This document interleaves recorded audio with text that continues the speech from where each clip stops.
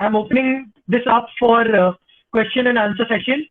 I think थोड़ा आज theoretical हो गया, but from now काफी practical चालू हो जाएगा, because अब मैं आपको समझाऊंगा कि वात बढ़ने से आपके बॉडी में क्या हो रहा है, और आप एक्चुअली वो देख सकते हो कि मेरे बॉडी में हाँ ये प्रॉब्लम है, ये प्रॉब्लम है, ये प्रॉब्लम है, and from that you can actually make out कि आपको ये दोष बढ़ा है और कैसे उसको करेक्ट करना है. Hello, alright. Manan. Hello. I'm speaking from Delhi. So, right. ने जो geographical diet की बात कही थी that it depends on the geography कि आपको कैसी राइट. diet consume करनी चाहिए. So, would you right. recommend anything that in Delhi, what kind of a diet do we need to follow? So Delhi is normally an area. I think we would be better if we type out the messages in questions. But फिर भी आपने पूछ लिया है तो I'll answer that question for you. Delhi थोड़ा dry area है, और अभी अगर हम सीजन देखने जाए तो आई एम नॉट श्योर वहां पर बारिश है कि नहीं, मगर कंसिडरिंग कि वहां पर अगर मॉनसून है और ड्राई है तो वहां पर घी की मात्रा यूज करनी अच्छी है. वहां पर इनफैक्ट आप काफी हद तक वहां पर आप हैवी फूड खा सकते हो, बराबर है in general. But because it is monsoon और यहाँ पर मैंने कहा था कि आपका डाइजेस्टिव फायर कम है, in this season I would generally recommend using more of something like a cow's ghee which is easier to digest in your regular meal. अगर आप वो यूज करते हो तो आपके लिए बेटर होगा. तो अब मैं एक के बाद एक क्वेश्चन स्टार्ट कर देता हूँ. काफी सारे क्वेश्चंस हैं, सो hello, Manan bhai, let me assist you with the questions. Yes please do sir. Yes, sir. So yeah, first question was by Mr. Sharad Yadav. I'll quote his words verbatim. I have had anxiety issues, capital GAD, which led me to physical symptoms like pain in the arms, back, and sometimes in the chest. I feel like my muscles are getting little stiff. Suggest me something. Okay. Can you repeat the question? Yes, yes. So the question is by Mr. Sharad Yadav. I have had anxiety issues, which led me to physical symptoms like pain in the arms, back, and sometimes in the chest. I feel like my muscles are getting little stiff. Suggest me something. Yeah. All right. So normally with anxiety what happens कि ऐसा होता है, मैं हिंदी में बात करता हूँ, काफी लोगों को आइडिया आ जाएगा उसमें. I think before I start answering the questions, मैं एक important announcement यहाँ करना चाहता हूँ. Next week we will continue the day 2 session, same time on Sunday. मैं आपको लिंक फॉरवर्ड कर दूंगा. ओके, तो वहां पर हम कंटिन्यू कर सकते हैं. हैविंग सेड दैट, कुछ बातें मेरी आई थिंक बतानी बहुत जरूरी है. मेरा normally the forte that an ayurvedic doctor has is nadi parikshan. हम नाड़ी पकड़ के यानी पल्स पकड़ के we figure out what the problems are, and through that we treat, because हमको वहां पर वात, पित्त और कफ का एक आइडिया आ जाता है. तो to answer your question, idea पहले ये करना पड़ेगा कि वात, पित्त और कफ, उसमें आपका प्रॉब्लम कहाँ पर है. नॉर्मली एंजाइटी की जब बात करते हैं तो वात का ही इश्यू होता है, और अगर वात का इश्यू होता है तो वात जो है वो muscle stiffening, hardening, specific stiffness in the body when you wake up in the morning. अगर आप एक पोजीशन पे लंबे टाइम तक रहते हो तो भी स्टिफनेस आना, स्ट्रेच मसल्स भी होते हैं आपके, तो वो सब भी अगर आपको स्टिफनेस है तो वो एंजाइटी की वजह से हो सकता है, वात की वजह से हो सकता है.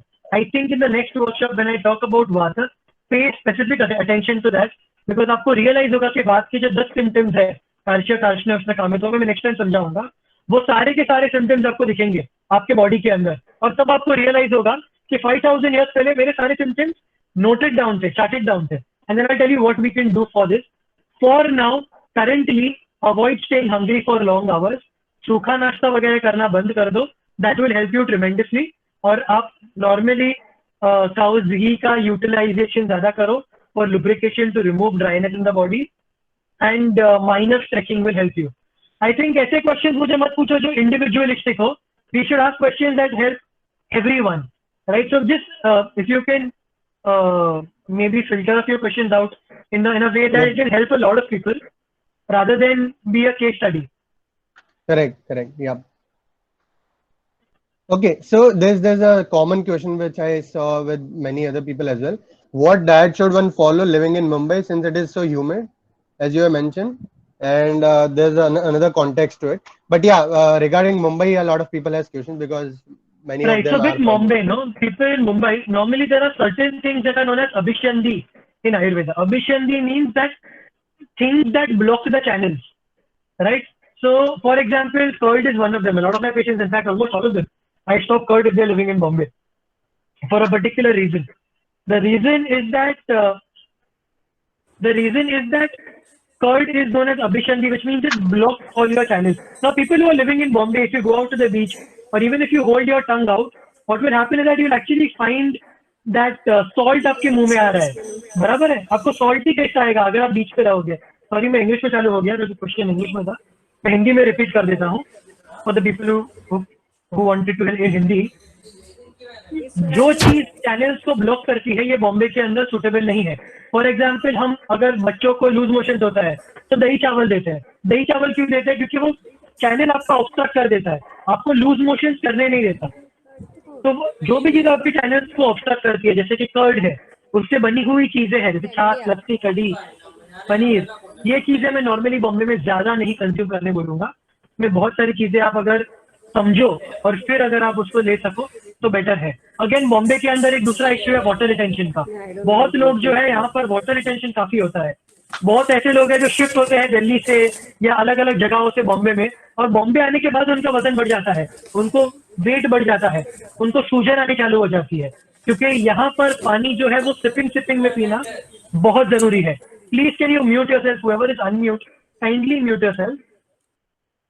राइट. तो यहाँ पर जो है वो पानी का रिटेंशन का इश्यू बहुत ज्यादा आ जाता है. So I think that is very important that you do that. Okay, apart. Okay, so there is a question by Anuradha Akela. How do we know which type of combination we are, like more on Kapha or Pitta or Vata, and how to balance it? Right. So I am actually, what I'm going to do, I have prepared an entire chart, and you have to fill up that chart and understand what your Prakriti is. So I'm going to be giving this as a self-test in this workshop itself, not today, but I'll give you a self-test which you have to fill up, and you yourself have to realize what Prakriti you are of.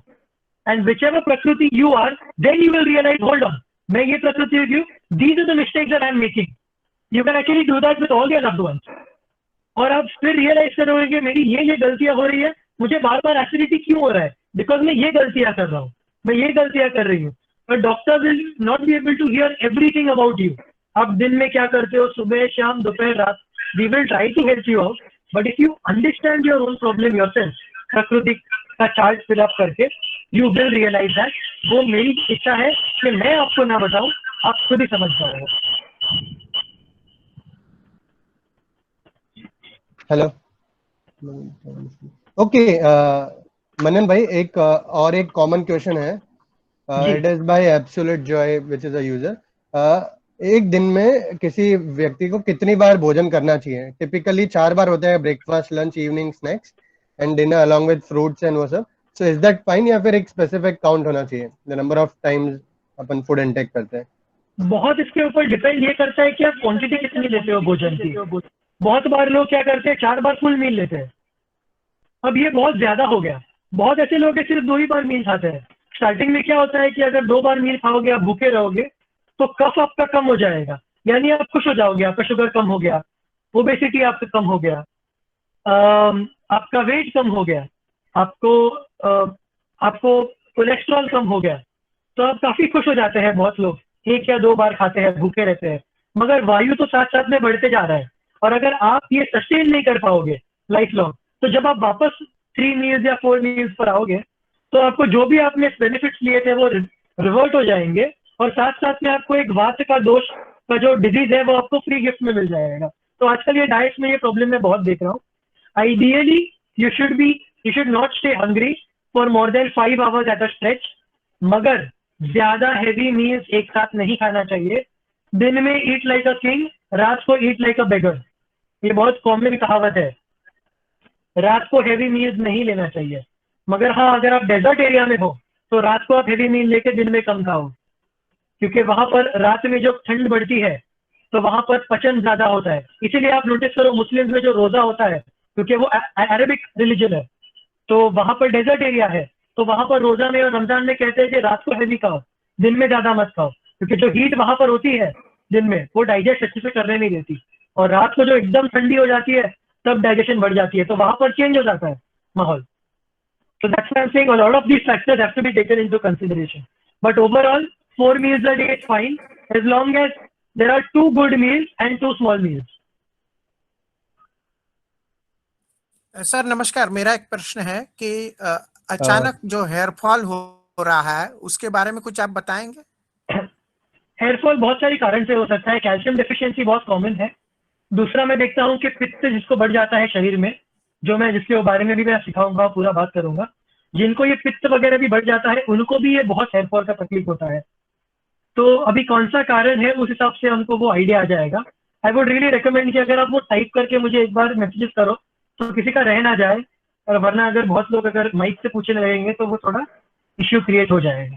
Yes मनन भाई, एक common question है काफी लोगों के, which is about acidity. Acidity को कैसे treat किया जाए आयुर्वेदा से? एसिडिटी को मैं जरा 2 मिनट लूंगा मैं समझाने के लिए. और एसिडिटी के पास मेरे पास एक्चुअली यूट्यूब पर एक बहुत इंटरेस्टिंग वीडियो भी है. बट एसिडिटी जो होता है ना, वो इनडाइजेशन से होता है. जिनको भी इनडाइजेशन होता है 90% ऑफ द टाइम, थोड़ा रेयर अलग है मगर उसके ऊपर मैं बात नहीं करूंगा. इनडाइजेशन होता है तो शरीर में क्या होता है ये मैं आपको समझा दूंगा. ठीक है, जरा 2 मिनट मेरे साथ रहिए, बहुत लंबा नहीं करूंगा मैं. आपकी बॉडी जो है वो एसिड जनरेट करती है खाना पचाने के लिए. इसको हम कहते हैं गुड एसिड. ठीक है. अब अगर आपको इनडाइजेशन होता है, इनडाइजेशन मतलब कॉन्स्टिपेशन नहीं, कॉन्स्टिपेशन इनडाइजेशन दो अलग अलग चीजें हैं. बहुत बार मैं पेशेंट को बोलता हूँ कि इनडाइजेशन है तो वो सामने बोलता है नहीं सर पेट बराबर साफ हो रहा है. तो वो कंफ्यूजन में मत रहना. इनडाइजेशन अगर खाना पच नहीं रहा है, ब्रेक डाउन सही से नहीं हो रहा है, तो वो खाना आपके स्टमक के अंदर फर्मेंट हो जाता है. और अगर वो आपके स्टमक के अंदर फर्मेंट हो गया तो फर्मेंट जो भी चीज होती है वो एसिडिक हो जाती है. ठीक है, खाने में भी आपने देखा होगा जो भी फर्मेंट हो जाती है वो खट्टी पड़ जाती है, एसिडिक हो जाती है. तो वो एसिड जो फर्मेंटेशन से होता है वो आपको मदद नहीं करता डाइजेशन में, तो उसको हम कहते हैं बैड एसिड. और जो आपके बॉडी प्रोड्यूस करती है जो एक्चुअली इफेक्टिव होती है डाइजेशन के लिए, उसको हम कहते हैं गुड एसिड. तो ओवरऑल हमको चाहिए था गुड एसिड, मगर साथ में हमारे पास आ गया बैड एसिड, तो ओवरऑल हमारी एसिडिटी लेवल बढ़ गई. बराबर है. तो अब हमको एसिडिटी लगने लगी. तो लोग करते क्या है, पहला काम ये करते हैं कि ये लोग पानी बहुत पीते हैं. पानी इसीलिए पीते हैं कि उनके एसिड डाइल्यूट हो जाए और उनको आराम पड़े, रिलीफ मिले. अगर आप ज्यादा पानी पियोगे तो आपका गुड और बैड एसिड दोनों डाइल्यूट हो जाएगा, तो आपका खाना बराबर से पचेगा नहीं. खाना पचेगा नहीं तो वापस इनडाइजेशन हो जाएगा, और इनडाइजेशन से ही आपका प्रॉब्लम चालू हो गया. तो आप घूम फिर के आपकी एसिडिटी बढ़ गई. यानी टेम्पररी रिलीफ के चक्कर में आपने परमानेंट नुकसान कर दिया. दूसरा चीज क्या करते हैं कि मिठाई खाते हैं या तो हैवी फूड खाते हैं, क्योंकि हैवी खाएंगे तो एसिड बिजी रहेगी डाइजेशन में, मगर इतना हैवी डाइजेस्ट हर बार होना जरूरी नहीं है. तो अगर वो भी डाइजेस्ट नहीं हुआ तो वापस इनडाइजेशन, वापस एसिडिटी. फिर क्या करते हैं लोग कि आपके एसिड को ही न्यूट्रलाइज कर देते हैं. यानी डाइजीन ले लिया, इनो ले लिया. अब आपने वो ले लिया तो आपने एसिड के सामने अल्कली डाल के उसको सॉल्ट एंड वाटर बना दिया. बराबर है. आपकी एसिड बॉडी में रही कम, आपको डाइजेशन में प्रॉब्लम होगा, वापस इनडाइजेशन, वापस एसिडिटी. उसके आगे क्या करते हैं लोग कि प्रोटॉन पंप इनहिबिटर लेते हैं, जैसे कि पैंडी, pan 40, pantoprazole, homage.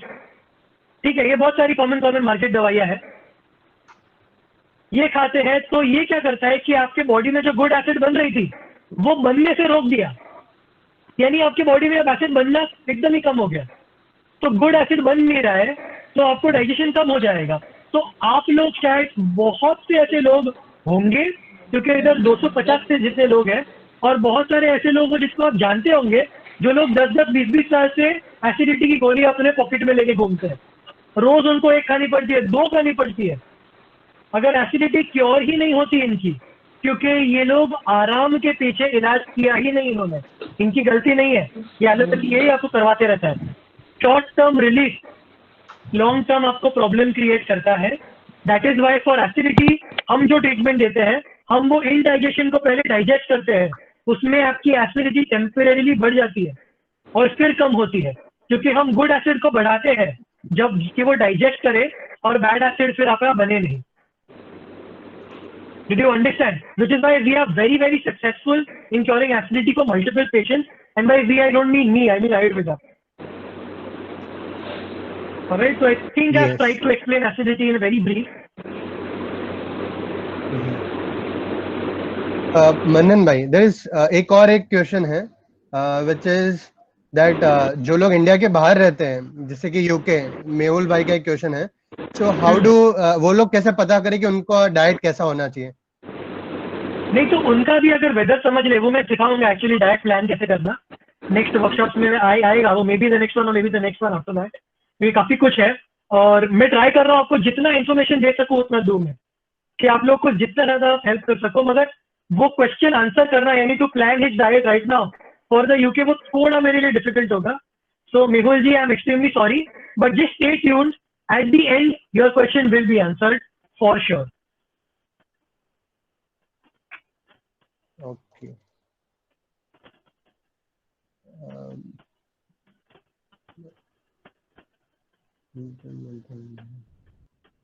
Hello. So, yeah. Hello. Sir, as you mentioned, I have saw your videos about Triphala and constipation. Right. So, anything, even Triphala is a medicine, Ayurvedic medicine. So, Triphala is a anything with this, combination of 3 fruits. yes, but it's a medicine, right? See, in Ayurveda, the distinction is very unclear. For example, आप अगर खाने में जो कड़ी पत्ता डालते हो ना, वो हाँ. मेडिसिन भी है और वो खाना भी है।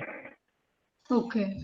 मैं So, अगर आपको if I बोलता हूँ, take, yeah, if I consume Yeah, go on. Triphala for long duration, do I get addicted to that because I'm suffering from constipation because I have changed my locations?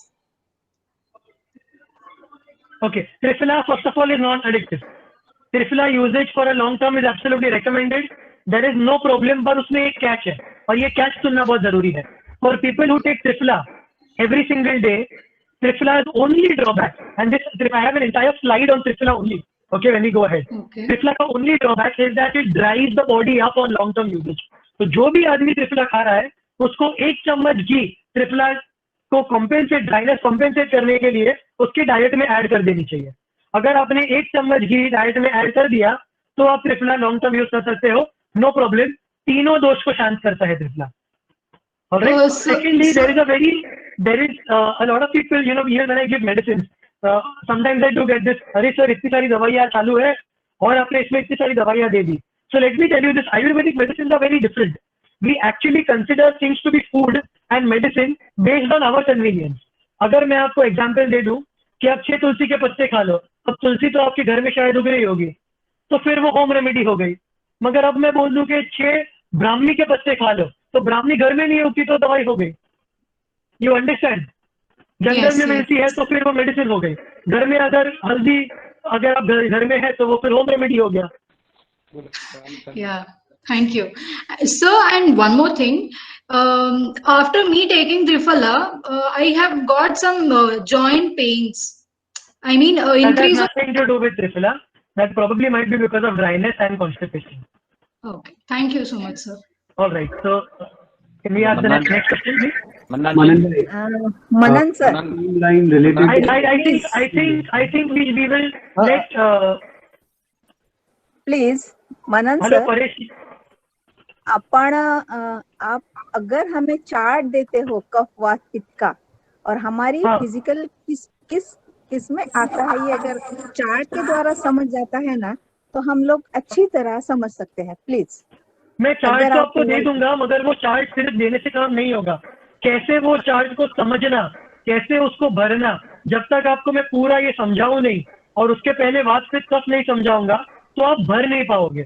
मैं कोई जानबूझ के उसको delay नहीं कर रहा हूँ, मगर मुझे काफी चीजें समझा के करना पड़ेगा क्योंकि ये वर्कशॉप में मैं डीप में जाऊंगा। ऊपर से तो मैं मेरे इंस्टा लाइव में बात करता ही हूँ, मगर यहाँ पर जो लोग हैं उनको रियल में समझना है कि उसका क्रक्स क्या है। तो मैं ऊपर से दे सकता हूँ मगर उसका वो बेनिफिट आपको इतना नहीं शायद मिलेगा।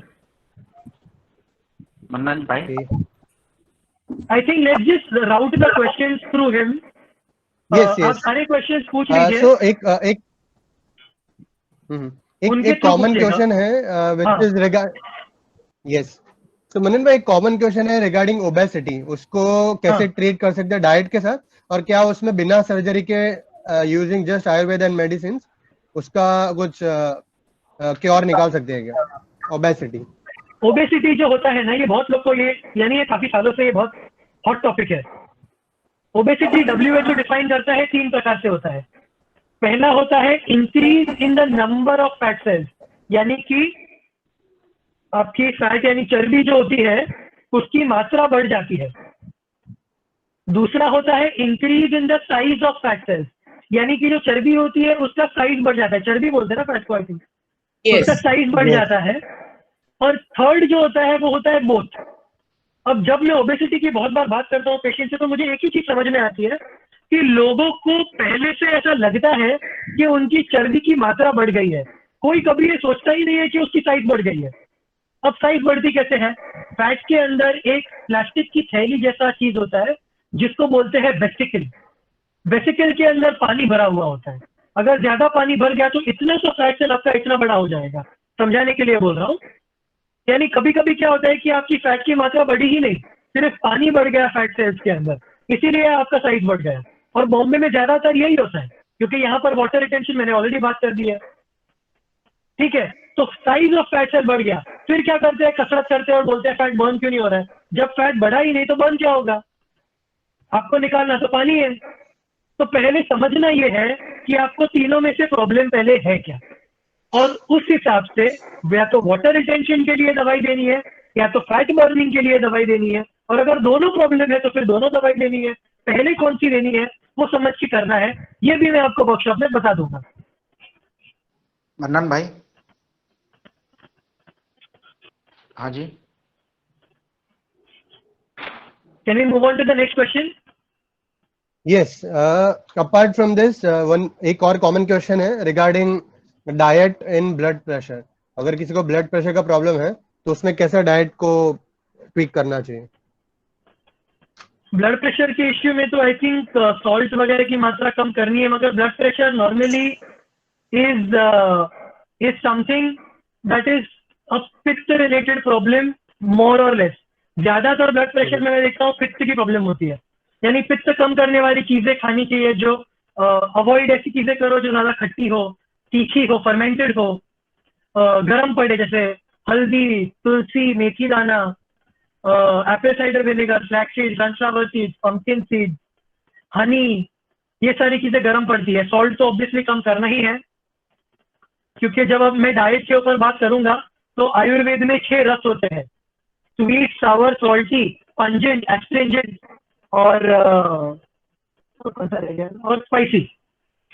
ठीक है, तो ये 6 जो आपके रस है, हर एक रस एक एक दोष को बढ़ाता है और घटाता है। तो वो कौन से रस का आहार करना है ये मैं आपको समझाऊंगा। तो normally avoid the things that I have already mentioned for now and then we go into a little bit of depth. फिर आप अपनी प्रॉब्लम को उसमें तुरंत रिलेट कर दो तो आपको आंसर आपका वही मिल जाएगा। हाँ जी मन्नान जी। ठीक है, can we move on to the next question? Can I ask one more question? Can convulsion be treated with Ayurveda? One second, I think Kiran ji is saying something. Can I ask you one more question, please, sir, Mannaan ji? All right, ask me, but I really request all of you also just type the messages out so that I can answer everything. Yes. Yeah, let me just पहले हम जितने लोगों ने type कर लिया वो देख लेते हैं। एक क्वेश्चन है अनुपमा। टाइप किया पहले वो ले लेते हैं, फिर जिसका बचा है वो देख लेंगे। Okay okay okay, Kiran sir please से। मन्नान जी। हाँ किरण जी पहले पूछ लीजिए। हेलो। हाँ डॉक्टर जय गुरुदेव। जय गुरुदेव। मतलब कॉन्स्टिपेशन का प्रॉब्लम है डॉक्टर जी, मन्नान भाई। तो मैं लॉन्ग टाइम में सुखसारक वटी ले सकता हूँ, उसमें कोई दोष नहीं है? सुखसारक वटी अगर आप, ये थोड़ा है ना, let's avoid asking individual case question, क्योंकि उसमें क्या हो जाएगा कि बाकी लोगों के लिए थोड़ा कम वैल्यू हो जाएगा। मगर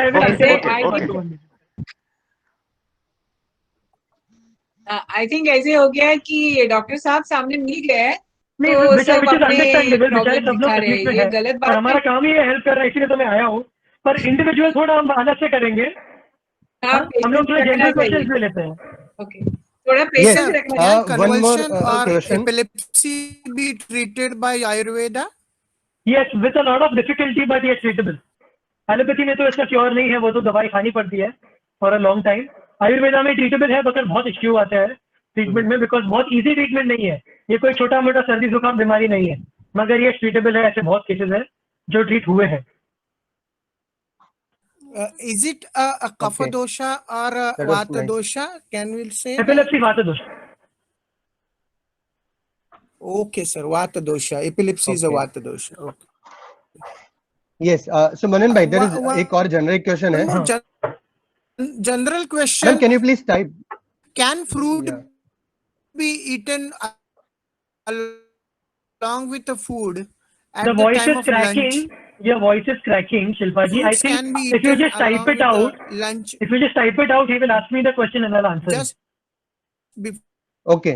Yes. start So Manan bhai, एक और question है. हाँ। This is from Pankaj Hande, but ये generic Right. question है कि आयुर्वेदा को डिप्रेशन और मेंटल इलनेस के लिए ट्रीट करने के लिए यूज किया जा सकता है, तो कैसे? हाँ, इनफैक्ट मेरे बहुत सारे केसेस ऐसे हैं जहाँ मैंने इनफैक्ट ब्लड प्रेशर कम्प्लीटली ठीक कर दिया है without any Ayurveda, without any allopathy required. ऐसे मेरे काफी ऐसे केसेस हैं, तो पॉसिबल तो है ही, मेरे पास केसेस है, I already केसेस भी है typed टू शो, तो डेफिनेटली पॉसिबल है और होता भी है। मैं कर ही रहा हूँ on a daily basis. Okay. Ayurveda में बहुत ताकत है, but Manan ji, I wanted to ask a question on thyroid. I have a problem of thyroid. yes, so thyroid is also treatable. We've had multiple cases. Okay. It I is have a treatable. problem of TSH. Yeah, TSH thyroid, it is treatable, no problem. It can be treated very easily. In fact, what I want all of you all to do, आप लोग को बीमारी है, stick with me till the end of the workshop. और मेरी बहुत इच्छा है कि आप लोग खुद अपने लिए होम रेमेडी बना के चालू करो। मैंने स्टार्टिंग में कहा था, शायद सारे लोग ज्वाइन नहीं हुए थे कभी, क्योंकि तभी 80 लोग थे, अभी 250 के ऊपर चले गए थे। तो मैंने कहा था कि मेरे पहले भी ये वर्कशॉप्स किए थे, ऑनलाइन तो पहली बार कर रहा हूँ, मगर पहले वर्कशॉप्स किए थे। मेरे पास ऐसे केसेस है जहाँ patients have cured their own thyroid problems also and PCOD problems also by making their own home remedies, understanding the principles of Ayurveda without even asking me. मुझे पता भी नहीं था, मुझे 3 महीने बाद मालूम पड़ा कि सर हमने आपका वर्कशॉप किया था, हमने ये ड्रग्स का कॉम्बिनेशन बनाया, हमने खुद लिया और हम अपने आप ठीक हो चुके हैं। That is my real success, not you coming to me और आस्किंग मी क्वेश्चन। अंडरस्टैंड? आप डाउट्स पूछो, मगर मुझसे आप दवाई मत लो, खुद ठीक हो जाओ, तब जाके कुछ वैल्यू आपको मिला। ओके। सो मनन भाई, काफी लोग जानना चाहते हैं कि how can they reach out to you online आपसे कंसल्टेंसी कैसे ले सकते हैं, कौन से मीडियम से ज्वाइन कर? मैं चैट बॉक्स में मेरी सेक्रेटरी का नंबर डाल देता हूँ, आप टाइमिंग लेके ऑनलाइन कंसल्टेंसी कर सकते हो, नॉट अ प्रॉब्लम। ओके। सो बाकी मोस्ट ऑफ सब पर्सनल क्वेश्चंस ही है ऑन पर्सनल कंडीशन बेस्ड। कोई और जनरल क्वेश्चन? आई थिंक 1-2 जन के पास जनरल क्वेश्चंस थे। या एक और ऐसा है कि is Ayurveda suitable for kids and development delays और जेनेटिक डिसऑर्डर? बच्चों के लिए भी आयुर्वेदा में ये बहुत अच्छा क्वेश्चन है, बहुत अच्छा क्वेश्चन है। Whoever has asked it, great question. For kids, जैसे हम बहुत सी ऐसी दवाइयाँ हैं जो बच्चों को आयुर्वेद में बहुत अच्छी, in fact most people who have kids prefer going to an ayurvedic doctor than giving chemicals to their kids. ज्यादातर बच्चे आयुर्वेद ही प्रेफर करते हैं, होम रेमेडीज आयुर्वेद। और हमारे पास जो आयुर्वेद में जो स्ट्रेंथ है, वो हमारा बहुत बड़ा स्ट्रेंथ है सुवर्ण प्राशन। सुवर्ण प्राशन जो दवाई है, I think most of you know this. अगर मान लो किसी को नहीं पता तो मैं समझा देता हूँ। सुवर्ण प्राशन वो दवाई है जो हम आयुर्वेदिक इम्यूनिटी बढ़ाने के लिए, इम्यूनाइजेशन जो बोलते हैं, उसमें यूज करते हैं, जिससे इम्यूनिटी बढ़ जाती है। और ज्यादातर मोस्टली उसका जो मेन इफेक्ट है वो है कि वो ब्रेन डेवलपमेंट में काम करता है। अप टिल 5 इयर्स बच्चे का ब्रेन डेवलपमेंट होता है, तब तक अगर आप कुछ कर सकते हो तो आप ये कर सकते हो, इसके आगे कुछ नहीं है। वो गवर्नमेंट अप्रूव्ड दवाई होती है सुवर्ण प्राशन। आयुर्वेदिक गवर्नमेंट हॉस्पिटल्स में भी वो मिल जाती है, मगर मोस्ट क्लिनिक्स और मोस्ट गवर्नमेंट आयुर्वेदिक हॉस्पिटल्स में, because they can't afford it, because सुवर्ण है उसमें, गोल्ड भस्म है, तो वो महीने में सिर्फ एक ही बार देते हैं। आइडियली उसको रोज लेना चाहिए। मेरे फैमिली में भी हम लोग देते ही हैं उसको without a doubt. In fact almost most of my patients also do that. तो वो सुवर्ण प्राशन जो है बहुत लोग प्रिमिटिवली तरीके से करते हैं, सोना घिस के जीभ पे चटाते हैं न्यूबॉर्न के। कभी कोई ऐसे भी लोग होते हैं जो दूध के अंदर एक सोने का पत्रा लेते हैं, उसको डालते हैं और वो दूध को बॉईल करते हैं, फिर वही दूध पिलाते हैं कि वो सोने का ये मिले। तो बहुत प्रिमिटिव तरीके हैं, मगर उसका एक करेक्ट दवाई है जो सुवर्ण प्राशन बोलते हैं। वो एक घी बेस्ड दवाई है, और वो घी बेस्ड दवाई होने से उसका एब्जॉर्प्शन बढ़ जाता है। कैसे बढ़ता है, मैं आपको शॉर्ट में समझा देता हूँ। अगर आप कोई घी बेस्ड या घृत बेस्ड दवाई बनाते हो तो कैसे बनाते हो, ये बहुत ही इंटरेस्टिंग है। पहली चीज आप क्या करोगे कि आप कोई भी काढ़ा लोगे, ड्रग लोगे और उसका काढ़ा बनाओगे। काढ़ा यानी क्या, उसको पानी में डाल के उबालोगे, तो जो भी वाटर सोल्यूबल होगा वही रहेगा, बाकी या तो उड़ जाएगा या तो सेडिमेंट हो जाएगा, प्रेसिपिटेट हो जाएगा। तो हिंदी में क्या बोलते हैं, सॉरी मुझे पता नहीं, मगर बैठ जाएगा नीचे, बराबर है, वो फेंक देंगे हम। तो जो वाटर सोल्यूबल है वही रहेगा काढ़े में। फिर वो काढ़े को हम घी के अंदर डाल के प्रोसेस करते हैं, यानी जो water soluble as well as fat soluble, यानी घी में भी सोल्यूबल है, सिर्फ वही रहेगा, बाकी का उड़ जाएगा। यानी जो घी की दवाई बनती है उसमें जो भी एक्टिव इंग्रेडिएंट्स है वो फैट सोल्यूबल और वाटर सोल्यूबल दोनों होते हैं। अब इसका फायदा क्या आप पूछोगे, फायदा ये है कि आपका जो सेल है, बॉडी में जो सेल्स है, वो सेल का जो मेम्ब्रेन होता है, यानी सेल की जो दीवार होती है, वो दीवार के अंदर कोई भी दवाई को प्रवेश करने के लिए वो दवाई को फैट सोल्यूबल होना जरूरी है।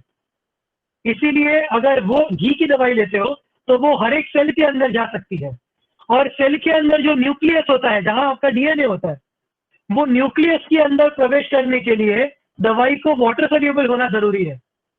तो ये जो दवाई हम देते हैं घी वाली, वो दोनों फैट सोल्यूबल और वाटर सोल्यूबल है, इसीलिए ये जो डेप्थ में आपके बॉडी में एब्जॉर्ब हो सकती है, दूसरी दवाइयां शायद ही हो सकती है। तो इसीलिए ये जो सुवर्ण प्राशन है for kids, this is one of the most Angénieux thing.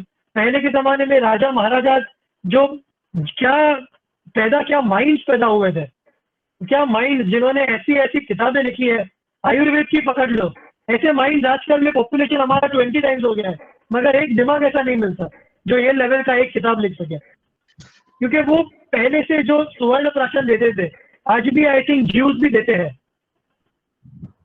तो ये बच्चों की दवाई तो है ही, मगर बच्चों के लिए हमारे पास ऐसी ऐसी चीजें हैं जो शायद ही आपको कहीं भी मिले। that's a very good question. I think people should know this. Most of you all do, मगर जिनको नहीं पता उनके लिए ये बहुत important information है। Okay, any other question? Good. Yes, मनन भाई एक और जनरल क्वेश्चन है. It is by I think Karan this will be Gandhi. the last question and then I'll announce what I'm going to be doing after this. इसके बाद में क्या करूंगा, मैं अनाउंस करूंगा ये क्वेश्चन के बाद। जी Sure. So करण गांधी जी का एक क्वेश्चन है, कैन अल्जाइमर्स और dementia be cured through Ayurveda? Alzheimer और डिमेंशिया जैसे अल्जाइमर्स और डिमेंशिया जो है वो प्रोग्रेसिव होते हैं।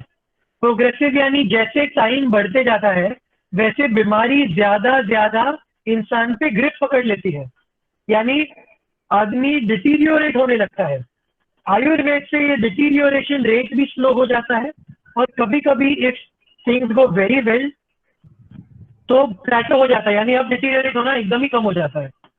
तो पूरा उसको रिवर्स करके 18 साल का तो इंसान नहीं बना सकते, मगर उसकी डिटीरियोरेशन और डीजेनरेशन को हम काफी हद तक कंट्रोल में ला सकते हैं।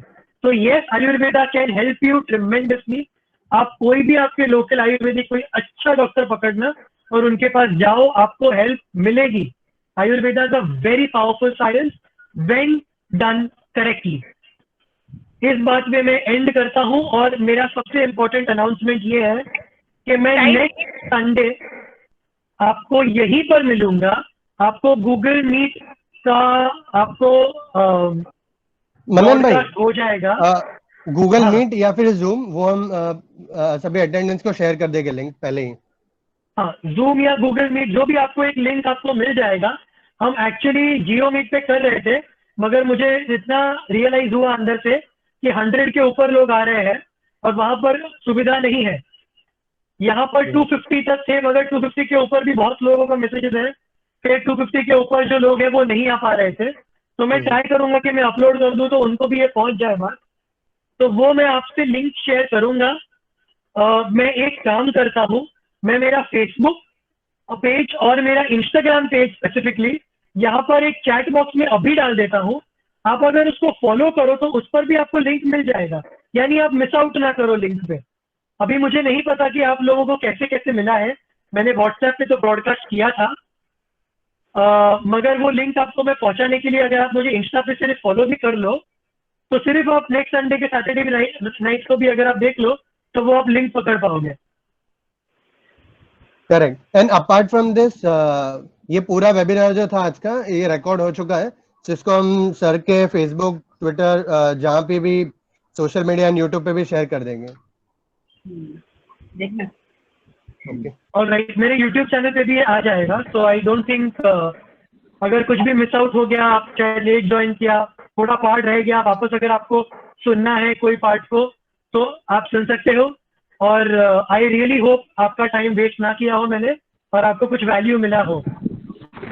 खूप खूप छान झालं मनन गांधी, खूपच सुंदर झालं. आमच्यासारख्या सिनियर माणसांना तर खूप फायदा होणार आहे. Thank you so much. Alright, thank you so much. आप लोग बहुत अच्छे ऑडियंस हो। जिस thank you so much. I hope मैं कुछ हेल्प कर सकूं। Thank you. Type A diabetes cure हो सकता है क्या? अभी वो नेक्स्ट टाइम के लिए क्वेश्चन रखते हैं।